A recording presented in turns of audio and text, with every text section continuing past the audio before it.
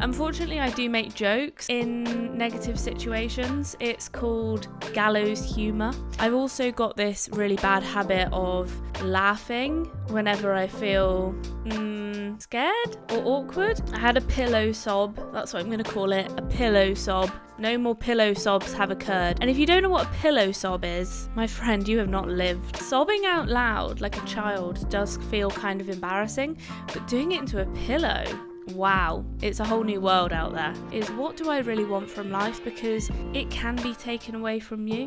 What am I doing? Like, I need to sort myself out because I don't want my 20s to pass me by and to live my life in not regret, but like, what did I really do? Recently a friend of mine died, and this is exceptionally shocking because I'm not even 30 yet, and this person was a similar age to me. So I thought I would tell the kind of story of what happened, and not from a like his perspective necessarily, because I don't want to like be disrespectful, but from a me perspective, and I don't want that to sound like I'm all about myself and I'm so selfish, but like I don't want it to, I don't know if it's disrespectful to talk about him in a podcast episode. So I'm going to talk about how I kind of dealt with it because it wasn't great. Unfortunately, I do make jokes in negative situations. It's called gallows humour. I've also got this really bad habit of laughing whenever I feel scared or awkward. So kind of expect that, okay? And as a doctor, I basically deal with sad shit all the time. So we have some weird coping mechanisms, let's put it that way. So I'm not saying the way I behave is normal in any respect, okay? So my last episode was about my mental breakdown, and I say that very kind of jovially because I'm kind of somewhat over it now. I had a pillow sob, that's what I'm going to call it, a pillow sob, and I have somewhat recovered. No more pillow sobs have occurred. And if you don't know what a pillow sob is, my friend, you have not lived. You need to put your head into a pillow so that it like suffocates the noise and just let it all out. Sob. Because sobbing out loud like a child does feel kind of embarrassing, but doing it into a pillow, wow, it's a whole new world out there.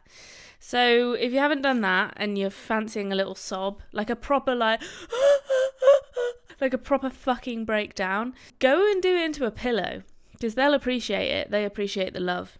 So, okay, let's get into my little story. So, I mean, I've seen a lot of people die, but it's pretty rare that I see or hear of a young person dying. And I feel like I have known about some young people dying. Most people that die are old. Let's face it, they are.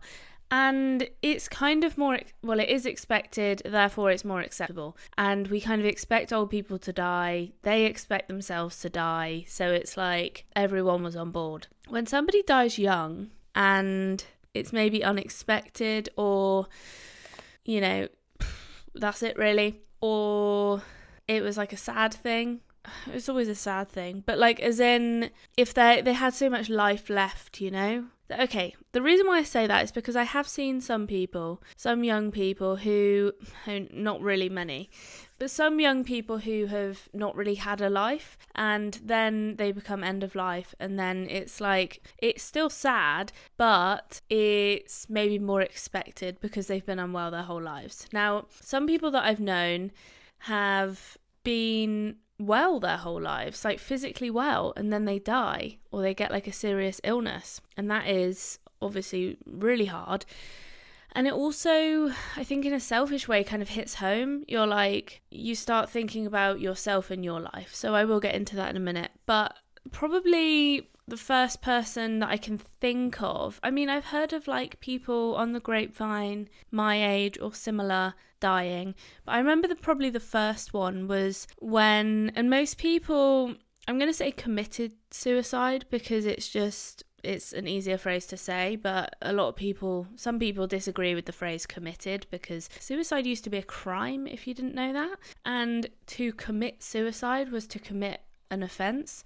So a lot of people don't like saying committed suicide. A lot of people I keep saying a lot of people, not many people. Some people say died by suicide or died death by suicide. I'm just going to say committed because I'm lazy apparently. So a guy that I knew, so when I was younger, I was 16, I moved out into a flat and I did my A-levels living on my own. There was a guy who lived above me who dated a woman that I was indirect friends with. And they were older than me. They were like 25 to 30. So like 10 years older than me nearly. And I remember seeing him. I didn't know he had like mental health problems, but I remember seeing him one night and he was going somewhere and I was walking into my like flats, and that was the last night I saw him, and I found out that I might have been the last person to see him alive. I don't think so, but that was the night that he killed himself. And I don't know how he killed himself. I'm assuming overdose, but I don't know. But that was the first kind of young person situation I've had where someone's died that's a similar age to me, or, young, like 30 or below. And obviously I was not in medical school then, but, I was sad and I was like shocked, and I went to his funeral and I was, but it didn't like fully hit home to me. I was like 17. I kind of, when you're 17 or like, younger than 20, you think you're an invincible bomb. You're like, I am never going to die. Or you're going to die, but you're like, it's nowhere near, right? It's not going to happen soon. So I just sort of carried on with my life. Now, I wasn't like that close to him. I'd probably met him like 2 or 3 times, but it was still like shocking, to be quite honest, because I didn't know he had these things going on to the point where he was going to take his own life. So yeah, that was the first one. Now, like I say, it didn't particularly hit home for the reasons aforementioned. And then I heard of a few like people from school who had died. I don't know how though. I think they were like road traffic accidents, which suicide and RTAs, I'm going to call them, are probably the most common causes for people dying in young life. Trauma and suicide. So then to hear about my friend who, we weren't necessarily close, but there's another plot twist to this. We weren't necessarily close, but as in like I wouldn't message him, but if I saw him, like I would catch up with him, like I don't know what kind of friendship level you would call that, but I'm still like referring to him as my friend because I knew him. And if I saw him on the street, I would stop and talk to him. Like, it wouldn't be like, oh, I'm not sure. But I wasn't invited to his wedding, and I didn't know he had cancer. So, not great friends.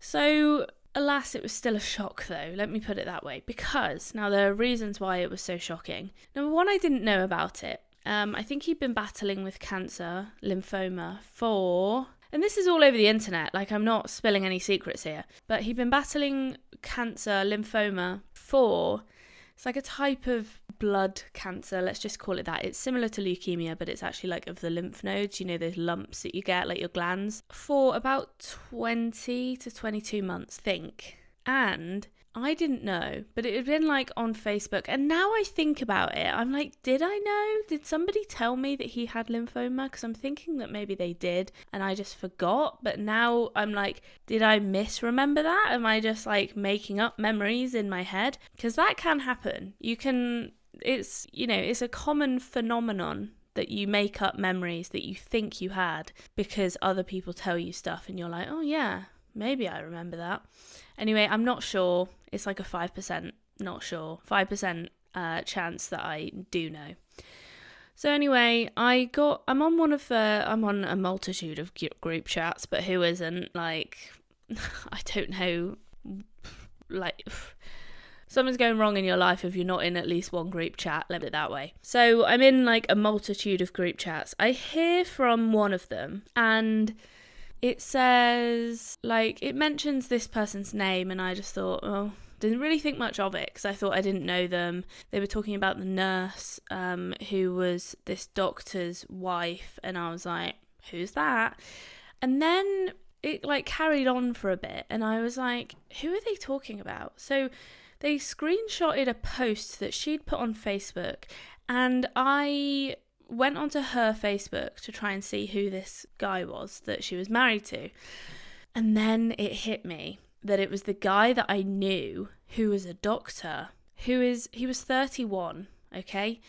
Now, I find out not only does he have cancer, not only is he also married, which I didn't know, not only is he really unwell, but he's actually dying. He's in a hospice, and that is never a good sign. Like, to get into a hospice, you have to be pretty much end of life. So I knew from that moment on, I was like, he's got at least less than 2 weeks to live. Like, that's the situation. Now, I've seen people dying of cancer. My stepdad died of cancer. It was very quick, but alas, he died of cancer. Now, what ends up happening is, sorry, spoiler alert, but they end up getting thinner and thinner and thinner. They get anemic, they get loads of pain, they get really, I've already said thinner, skinny, and they just end up withering away. And it's a horrible thing to see, is somebody getting consumed by cancer. But in my head, I was thinking, that's what's happening to him. And it was really, I was getting like flashbacks that I never had,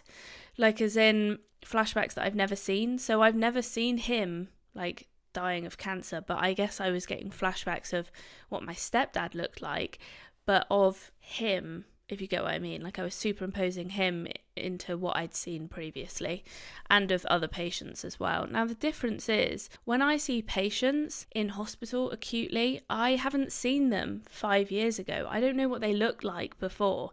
To me, they're just like that. I just get a snapshot of what they looked like. And yes, they might be really skinny and look like they're dying. This is going to sound really like harsh, but that to me is like them. But like, that's because I'm seeing them, you know, in a few days. I'm not seeing their whole life. Do you know what I mean? Whereas these two people, like my stepdad and this guy, I've known them when they're well. I've known them when they're healthy, in inverted commas, because my stepdad wasn't really healthy. I've known them when they haven't had cancer. So then to be like thinking of them with cancer and seeing that like deterioration, it was kind of a mind fuck, I'm going to be honest. So this guy that I knew, he was a doctor, and I think obviously that hit home so much more, because when you're a doctor, I don't know what it is. It's like if you're a nurse, or like in any profession, I feel, anybody who is in the same profession as you, if it's like a vocational profession, as in like one, I don't know, maybe it's the same for everybody, but like if you meet somebody who's in the same profession as you instantly relate to them. You like instantly are drawn together. So to break that kind of like doctor bond, it's very like troubling. It's to think of, you know, another doctor dying so young is just really quite a mind fuck. Like, I don't even know how to explain it better. It's a mind fuck. And so not only that is he a doctor, I just think of doctors as being fit and well people who don't die. They just don't die. Like, I don't know. The thing is, we don't see doctors that come into hospital, really. I don't know why. I don't know what they're doing. Like, I've seen maybe like a maximum of 5 doctors who are like in their 80s. Are they dying before, or are they like getting private healthcare, or are they dying at home? I don't know. Or I think sometimes it's kept kind of secret, and you don't go and see those patients. They're under like an alias name. And so it's kind of hidden from us, you know? So I kind of feel like doctors are, you know, we look after ourselves generally. I mean, I did eat a mini roll and a wagon wheel today. So, you know, I'm not really looking after myself, but it's left over from Christmas. I'm trying to get rid of it. So that's my excuse. But we generally look after ourselves. We generally, you know, we don't drink excessive amounts. Some people do. We don't smoke generally. We exercise. We generally look after ourselves. So to like think of a doctor getting struck down with cancer and dying, it was really, really hit home. And yeah, it was really hard. So not only that, he was 31. Now I'm 29 now, and I was kind of thinking, when I get to 30, that's like when you start getting cancer. And it's kind of true, you don't really see many people under 30 who get cancer die unless they're like children. Or most people are like, you start getting them age 30 or above. I mean, it's rare, but that's when it sort of starts, and you see like 35-year-olds or 38-year-olds, you know what I mean, like that age kind of getting cancers. Bowel cancer, breast cancer, those two are probably the most common. And then a bit younger is like leukemia, lymphoma. Leukemia is more in children, but it kind of, firstly, I'm freaking out about nearly being 30. This time next year, I will be 30 years old, and I don't like it. I really don't. It's like really sending me into a panic. I need some therapy, okay? I get it. I need therapy. But so to then hear of a doctor who had died at 31, I was like my mind just couldn't handle it. So those are the reasons why it was like so overwhelming.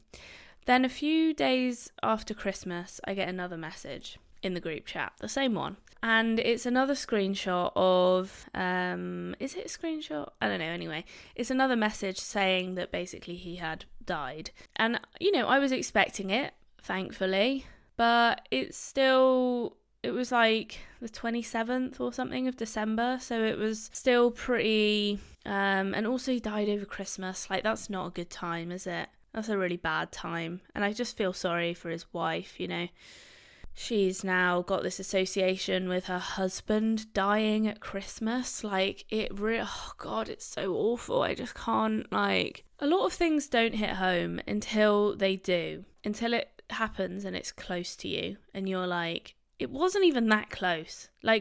I knew him. But I saw him, 5 years ago? Maybe a bit less. But I don't know why it hit home so hard. I think because, I had spent a fair amount of time with him. I don't know if you know, I'm asking you, you can reply. I don't know if you know, but medicine between our 4th and 5th year, we have this thing called elective, and we go away for 8 weeks. Anyway, I was on 4 weeks of my elective with, we were together on the same elective.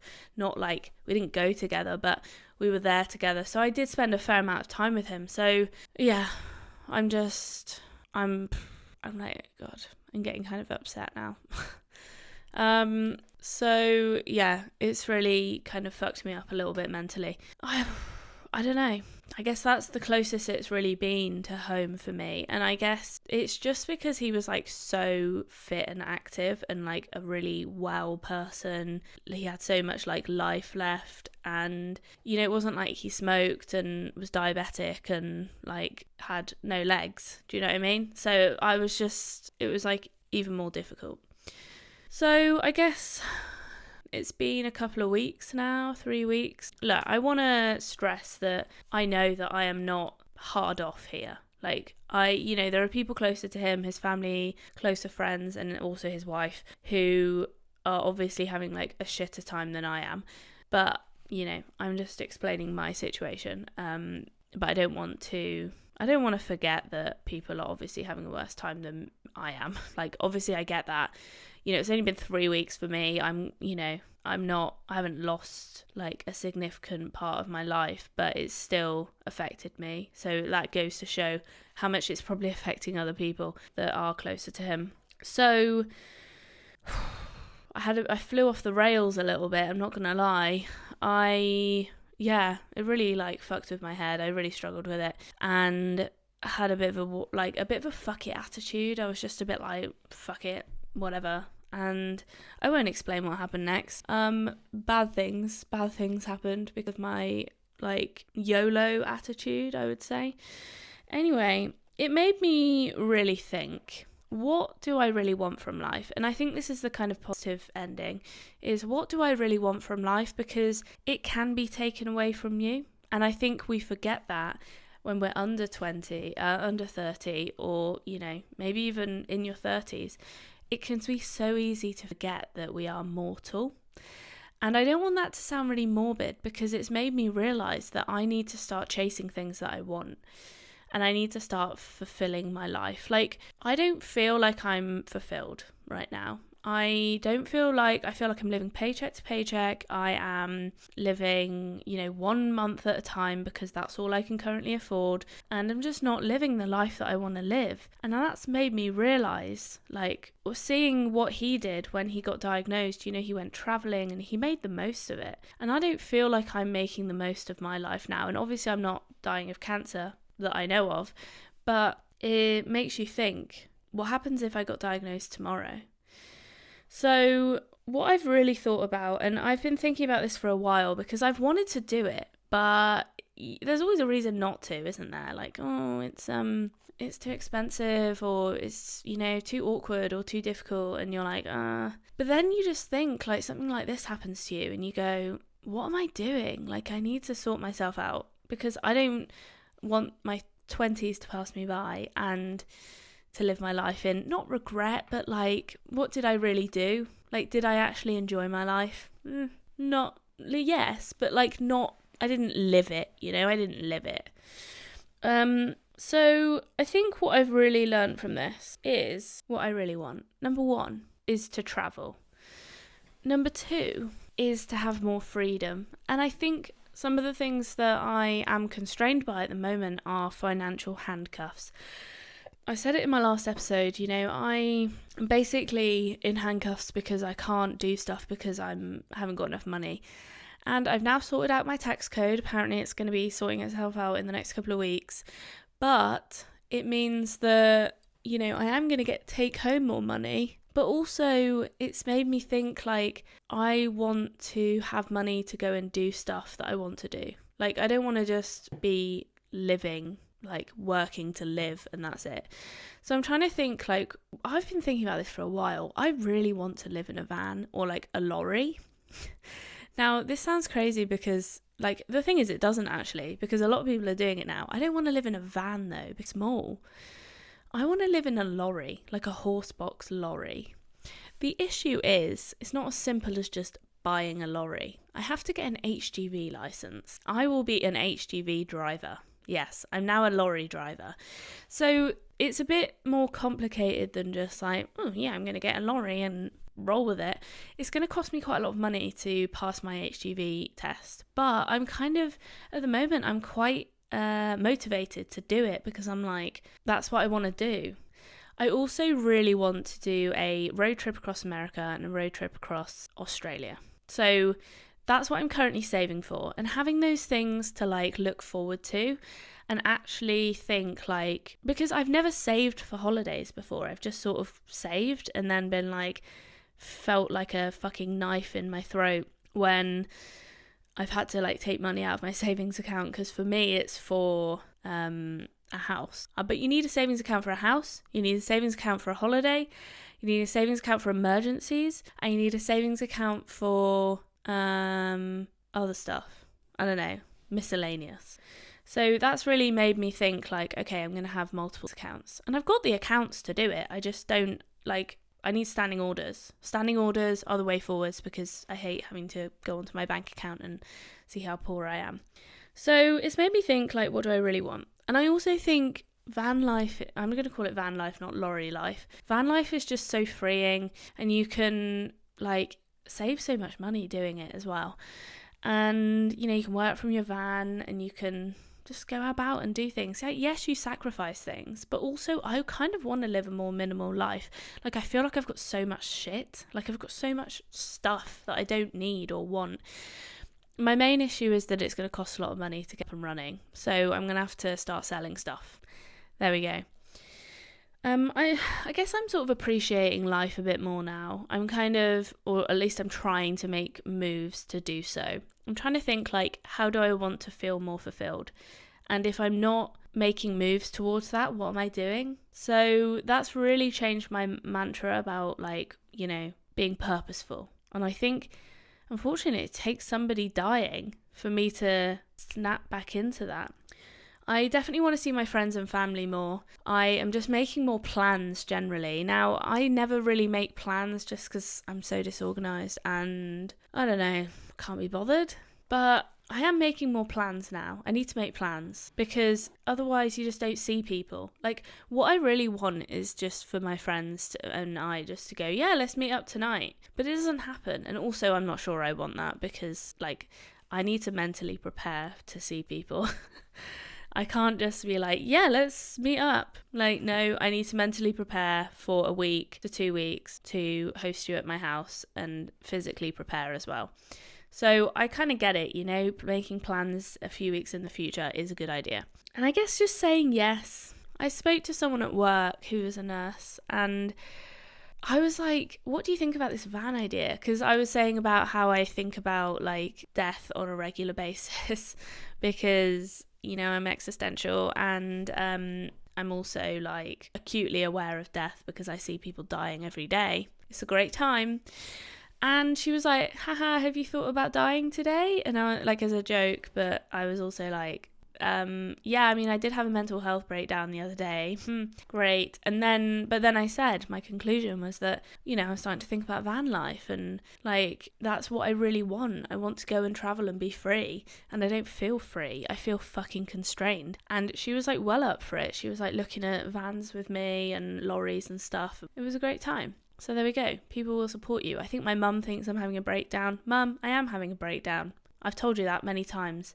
So, she's messaging me like, are you okay? And I'm like, probably not.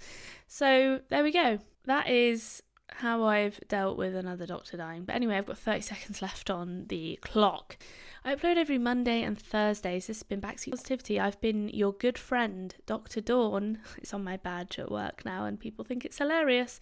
Dr. Dawn, so that people don't think I'm a nurse. If you liked it, give it a like. If you want to subscribe, and give it a 5-star rating and tell your friends and family and your dog as well because I kind of like dogs. So, woof, bye.